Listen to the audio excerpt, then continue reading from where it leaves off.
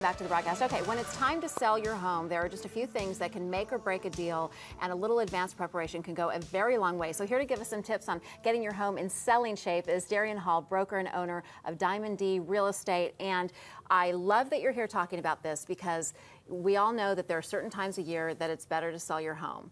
And if you're right, and Absolutely. if you're selling in a time of year that's not normally like as active, then you really have to go this extra mile to make sure that you're doing all the right things before. Very true. Very true. Yeah. Okay. So give us some tips. What are your top tips? Well, obviously, whenever you put your house on the market, you want to get a different perspective. So the buyer's perspective. So we're just going to go through a few, a few brief points of some of the things you can do to make sure your property is tip-top condition and sells fast. And I like that you say from a buyer's perspective, Yes. because when it's my home, I might really love all the photos of my kids and family and dogs and everything everywhere and all my personal things. But from a buyer's perspective, you got to clean out the clutter. Absolutely. And that takes me right into the first topic here.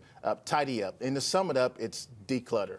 A buyer, when the house is cluttered, a buyer just cannot see its full potential.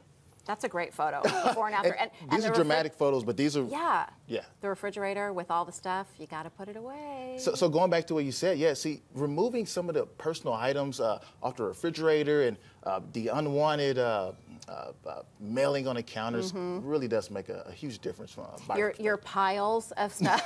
Don't touch my pile. We all have it. Got to put it away. Put it in the drawer. So the second thing would be this, and clean up. Now, it's as obvious as it may sound. A lot of sellers really miss the mark here. And so let me help you with this. When a home is clean, it just gives a better impression that it was well taken care of. Regardless if it wasn't taken care of or not, when it's clean, it comes off like it was. And it seems worth more money. Worth absolutely. More money when it's clean, yep. Absolutely. So as you see here, you have a bedroom setting, and she got it all cleaned up, made the bed, and we just kind of added some little accessories there at the end of the bed. So. And what's interesting about that photo, can we pull it up one more time, is in the dirty photo, it looks like it doesn't smell good, and in the clean photo, it looks like it does smell good, and that's another thing that we have to pay attention to, right? Absolutely. You want to make sure that your house not only looks good, but it smells good. Definitely want to tap into the buyer's emotional senses there. Absolutely. Yeah, so if you have pets, things like that, it's probably worth it to have your carpets cleaned. Maybe put some cookies in the oven. I don't know. Light some candles. Whatever you light a candle. Absolutely. Yeah.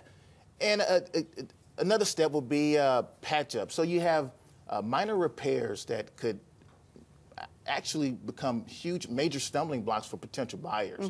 So kind of taking away the distractions and taking care of some of the minor repairs before they become major is huge.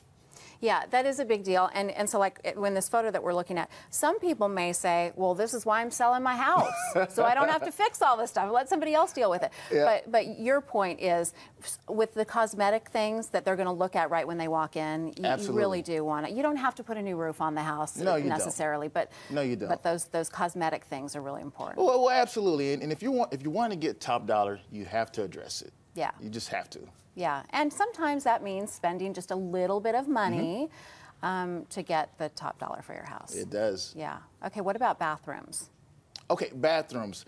Well, I'm going to lead it into this. The final thing you want to do to your property is add a finishing touch. So it's the little extras that make it very special. And keep in mind, you're competing with other homes in the neighborhood. So you want your property to stand out. So going back to bathrooms, just adding fresh towels or just accessorizing the bathroom, as you see in these pictures here, can go a long way. Do you suggest to your clients, if they're listing a home, to go to the open houses in their neighborhood of other homes so they can kind of see Absolutely. what... Absolutely. Yeah. You want to know what the competition is, and I like to win, so ultimately I like to make sure my clients are in the best position to win. Yeah.